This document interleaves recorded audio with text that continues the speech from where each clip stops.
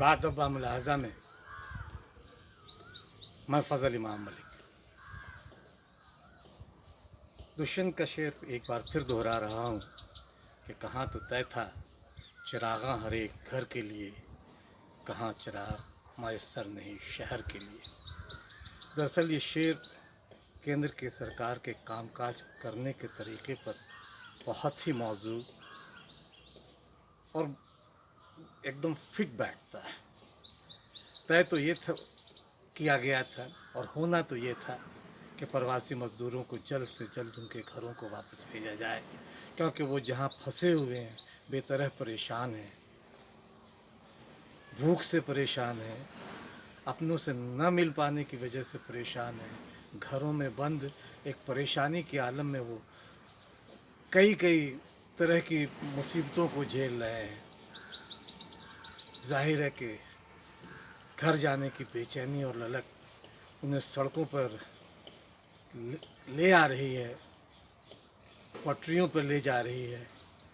मालगाड़ियों के पटरियों के नीचे मज़दूरों की जान जा रही है, सड़कों पर हादसों में मारे जा रहे हैं। लेकिन सरकार उन मज़दूरों की सुध लेने की बजाय उनकी सुध ले रही है जो अपने घरों में आराम से बैठे खाए पिए अघाए लोग हैं। सरकार ने फैसला किया कि वह अब 12 मई से दिल्ली से कई शहरों के लिए एसी गाड़ियां चलाएगी। ये फ़ैसला ठीक उसी तरह का है जिस तरह का फ़ैसला सरकार ने बिना सोचे समझे विचारे तालाबंदी को लेकर किया था। ये फ़ैसला भी उसी तरह का है, क्योंकि ये जो सारी गाड़ियां रेल मंत्रालय चलाएगी उसका किराया राजधानी के बराबर होगा, राजधानी के बराबर किराया वसूला जाएगा और सारी गाड़ियां एसी होंगी। जबकि सरकार को ये पता है, स्वास्थ्य मंत्रालय को ये पता है, स्वास्थ्य विभाग को ये पता है कि डॉक्टरों और विशेषज्ञों ने बार बार इस बात की तरफ इशारा किया है कि घरों के अलावा सेंट्रल एसी चलाना इस संक्रमण को फैलाने में बहुत मदद करता है। यानी अगर कोरोना को रोकना है तो सेंट्रल एसी वाले का इस्तेमाल ना किया जाए। लेकिन सरकार को कौन समझाए, सरकार अपने तरीके से चल रही है और अपने तरीके से काम कर रही है।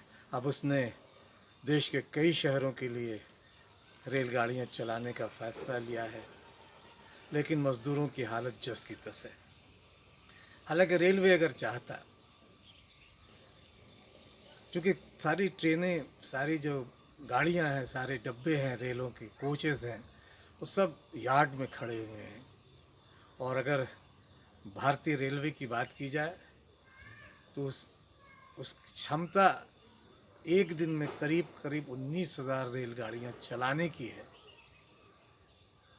पता नहीं हमारे रेल मंत्री को ये पता है ये बात भी कि नहीं, हमारी भारत सरकार को ये बात पता भी है कि नहीं, कितनी गाड़ियां चलाई जा सकती हैं। लेकिन फ़ैसला देर से लिया प्रवासी मज़दूरों को, सुप्रीम कोर्ट तक मामला गया। सुप्रीम कोर्ट तो नहीं हिला हवाली अपने तरीके से की, चूँकि आजकल अदालतें बहुत कुछ सरकार को देख कर रही हैं, तो सरकार ने उसी तरह का अदालत ने भी उसी तरह का फ़ैसला लिया प्रवासी मज़दूरों को। लेकिन मोदी जी को भी ये जानना चाहिए, देश के प्रधानमंत्री हैं, कि कितनी गाड़ियाँ चलाने की क्षमता रेलवे को है। हालांकि रेलगाड़ियाँ चलाई जा रही हैं, उसमें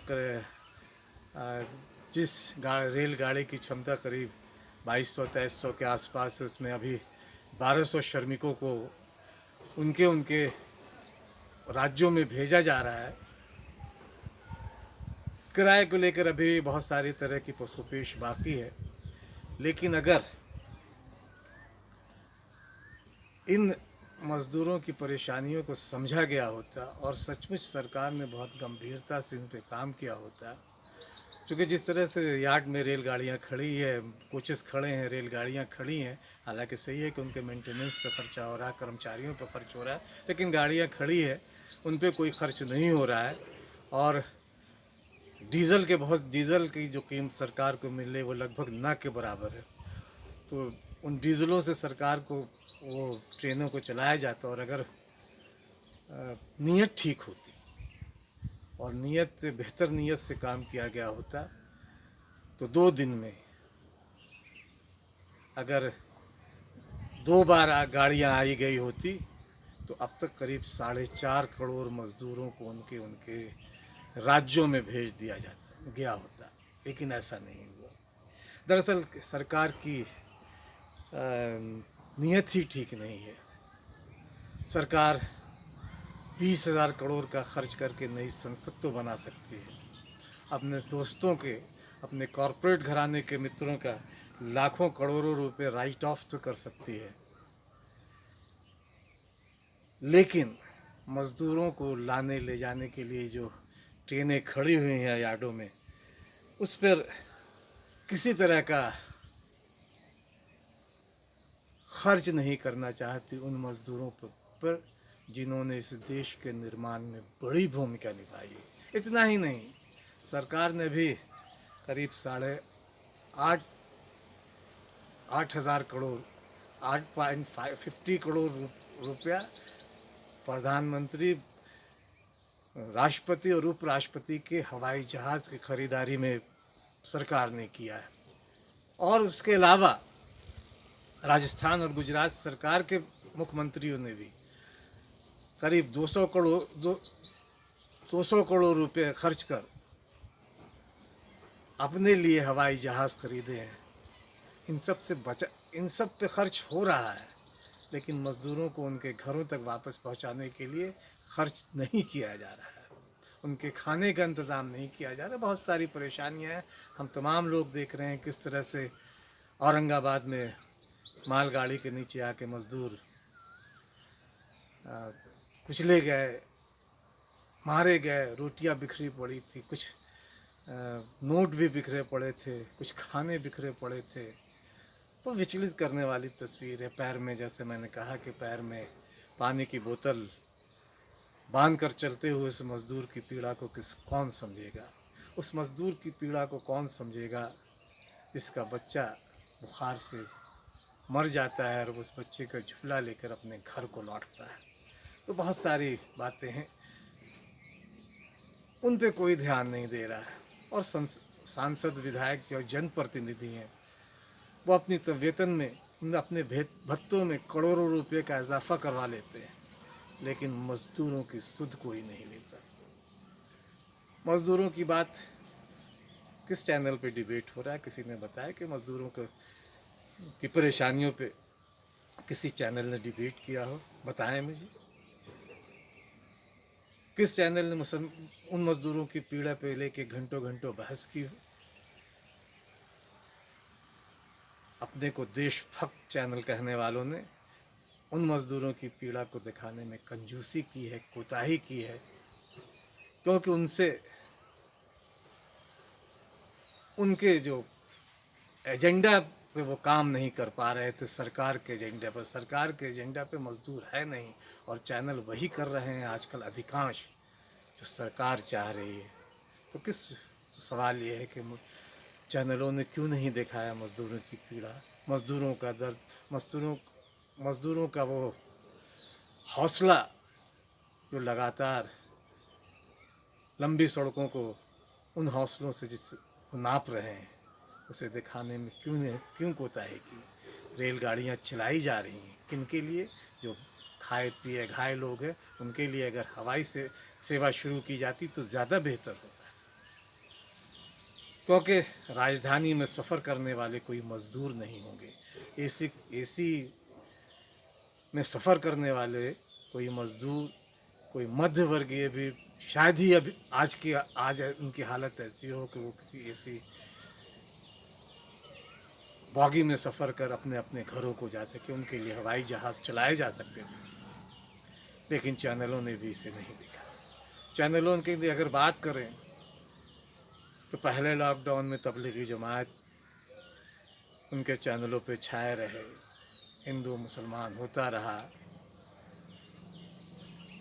कहाँ किसने थूका, कहाँ कोई नंगा घूमा, फ़र्ज़ी ख़बरों का माँ की मारा मारी थी। फ़र्ज़ी ख़बरें दिखाई गई चैनलों पर, उन फ़र्ज़ी ख़बरों को लेकर बहसें हुई और खलीफा बने एंकर पत्रकार चीख चीख कर चिल्ला चिल्ला कर जमायत जमायत छुपे हुए जमायती को निकालते रहे बाहर।